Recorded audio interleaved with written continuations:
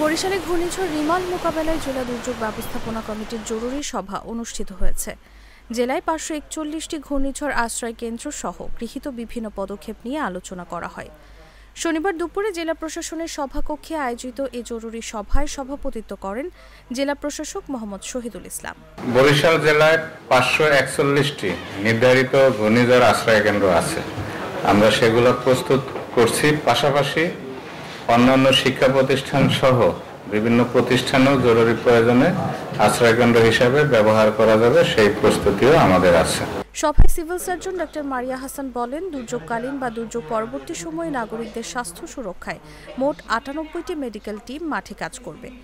এ সময় সভায় অন্যান্যদের মধ্যে অতিরিক্ত পুলিশ সুপার মেহেদী হাসান সহ ফায়ার সার্ভিস, সিপিপি, আনসার ত্রাণ ও পুনর্বাসন, র্যাব ও এনজিও প্রতিনিধিরা উপস্থিত ছিলেন।